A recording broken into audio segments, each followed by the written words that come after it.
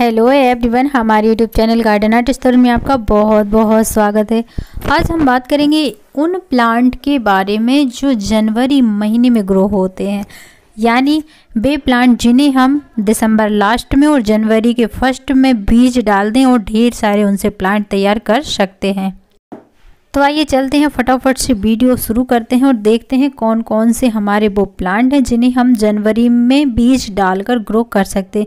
कहने का मतलब ये है कि जनवरी फर्स्ट में हम उनके बीज जर्मिनेट होने के लिए डाल देंगे ताकि वो जनवरी एंड तक छोटे छोटे प्लांट बन जाएं, क्योंकि उस समय जो प्लांट हम लगाएंगे, जो प्लांट हम रिपोर्ट करेंगे, उनसे हमें बहुत अच्छी फ्लावरिंग देखने को मिलेगी जो पूरी गर्मी भर बहुत अच्छी तरह से फूल देते रहेंगे।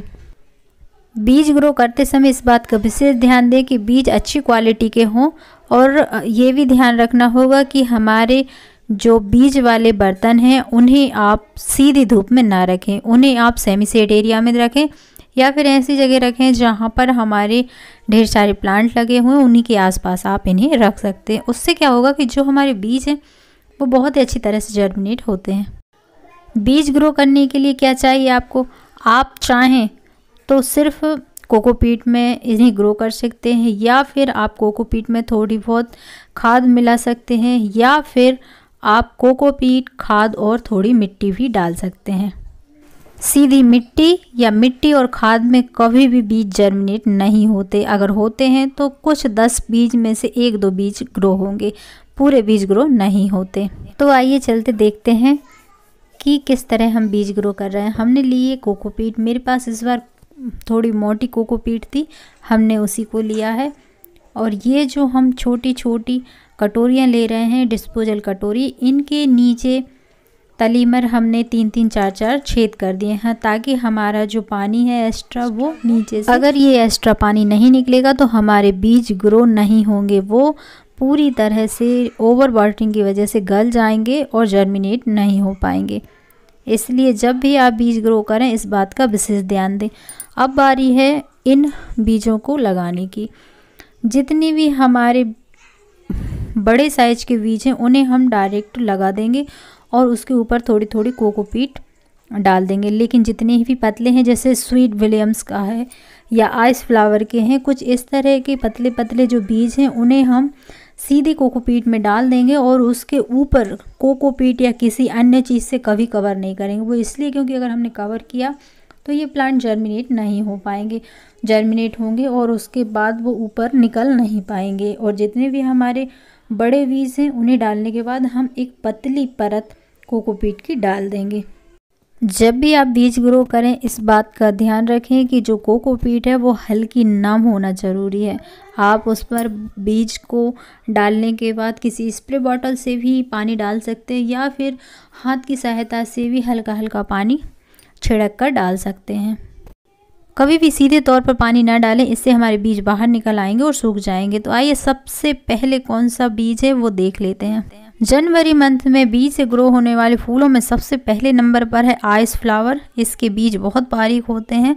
दूसरे नंबर पर आता है हमारा डेंथस, जो दिखने में बेहद खूबसूरत होता है और इसके कई रंग भी पाए जाते हैं। ये इतना खूबसूरत होता है कि सारे प्लांट में सबसे खिलकर निकलता है। अगला खूबसूरत फूल है कैंडी डफ। ये भी बहुत अच्छा होता है और ढेर सारे गुच्छों में फूल होते हैं। इसमें भी बहुत कलर पाए जाते हैं। अगला खूबसूरत फूल है गिलैडिया। जी हाँ, गिलैडिया भी बेहद खूबसूरत होता है और ढेर सारे रंगों में पाया जाता है। ये कटिंग से ग्रो नहीं होता, इसके लिए सिर्फ बीज से ही ग्रो करना पड़ता है। ये बहुत खूबसूरत फूल होता है और पूरे साल भर फ्लावरिंग करता है। 6वें नंबर पर आता है हमारा अफ्रीकन मैरीगोल्ड। ये भी बहुत खूबसूरत होता है और साल भर इसकी बीज लगाए जा सकते हैं। हालांकि जनवरी में इसके बीज बहुत अच्छी तरह से जर्मिनेट होते हैं, इसलिए आप इसके बीज जनवरी में डाल दीजिए और साल भर इसे कटिंग से ग्रो करते रहिए। अगला खूबसूरत फूल है पैंसी। पैंसी भी बहुत सुंदर लगता है। कड़कड़ाती ठंड में इसके बीज बहुत अच्छी तरह से जर्मिनेट होते हैं और ये भी कई कलर में होते हैं और बहुत ही प्यारे लगते हैं। अगला खूबसूरत प्लांट है ऑर्नामेंटल केल। ये भी बीज से ग्रो होता है लेकिन बहुत ही खूबसूरत दिखाई देता है। क्या आप जानते हैं अगर धूप में रख देंगे तो इसका रंग पर्पल हो जाएगा और अगर इसे छाया में रखेंगे तो इसका रंग ग्रीन बना रहता है। ये बहुत ही खूबसूरत शो पीस प्लांट है। हालांकि इसे एक बार अच्छी तरह से ग्रो होने के बाद आप कटिंग से भी ग्रो कर सकते हैं, कटिंग से भी अच्छे से ग्रो हो जाएगा। अगला खूबसूरत प्लांट है एलाइसम। इसके फ्लावर बहुत खूबसूरत लगते हैं और गुच्छों में आते हैं। ये भी कई रंगों में पाया जाता है और इसका एक बार प्लांट बन जाए तो उसके बाद इसमें बीज बनने लगते हैं जिनसे हम नए प्लांट तैयार कर सकते हैं और दिखने में जितना सुंदर लगता है उतनी अच्छी इसकी खुशबू भी आती है। जनवरी मंथ में ग्रो होने वाले बीजों में 9वें नंबर पर है बरवीना। बरवीना भी बेहद खूबसूरत इसके फूल होते हैं और ये गुच्छों में होते हैं, साथ ही साथ ये ढेरों कलर में पाया जाता है। ये भी बहुत कम केयर में चलने वाला प्लांट है, लेकिन इसके साथ ये सबसे अच्छी बात है कि आप इसे बाद में कटिंग से भी ग्रो कर सकते हैं। बरवीना प्लांट एक बार अच्छी तरह से ग्रो होने के बाद आप इन्हें बीज से फिर से ग्रो कर सकते हैं या कटिंग से, दोनों प्रकार से ग्रो कर सकते हैं। जनवरी मंथ में अगला खूबसूरत पौधा है जिसे हम बीज से ग्रो कर सकते हैं, वो है स्वीट विलियम्स। ये भी कुछ डेंथस की तरह दिखाई देता है, लेकिन अगर इसका प्लांट हो जाता है तो थोड़ा थोड़ा फ़र्क दिखाई देगा। डेंथस थोड़ा अलग लगता है, स्वीट विलियम थोड़ा अलग लगता है। ये भी कई रंगों में पाया जाता है, दिखने में ये भी बेहद खूबसूरत होता है। और अगर आप अपने गार्डन में खूबसूरत फूलों वाले प्लांट लगाना चाहते हैं तो जनवरी मंथ में इसके बीज ज़रूर ग्रो करें। अगला खूबसूरत फूलों वाला प्लांट है हॉलीहॉक। इसका फूल भी बहुत खूबसूरत लगता है और कई रंगों में पाया जाता है। एक बार अच्छी तरह प्लांट ग्रो होने के बाद इसमें ढेर सारे फूल आते हैं और उनके हम बीज भी बना सकते हैं और उन बीज से हम फिर से नया प्लांट तैयार कर सकते हैं। अगर हम जनवरी मंथ में इसके बीज ग्रो करेंगे तो ये लगभग जुलाई अगस्त तक इसका पौधा बहुत अच्छी तरह से चल जाएगा। इसे बहुत ही कम केयर की भी ज़रूरत होती है। जनवरी मंथ में बीज से ग्रो होने वाले पौधों में 12वें नंबर पर है पिटूनिया। बेहद ही नाजुक और खूबसूरत इसके फूल होते हैं। हालांकि ये हैंगिंग प्लांट के लिए भी बेहद खूबसूरत दिखाई देता है। इसे पिंचिंग करके आप बुसी बना सकते हैं और ढेर सारे रंगों में ये पाया जाता है। इसे भी आप बीज से ग्रो कर लीजिए। एक बार बीज से ग्रो होने के बाद इसमें ढेर सारे फूल आएंगे और आप चाहें तो फिर से इसके बीज बनाकर रख सकते हैं। वैसे तो ये साल भर अच्छी तरह से रह सकता है, लेकिन बस इसे केयर की ज़रूरत पड़ती है। ये ज़्यादा धूप सहन नहीं कर पाता। अगला खूबसूरत फूलों वाला प्लांट है सनफ्लावर ड्रॉप।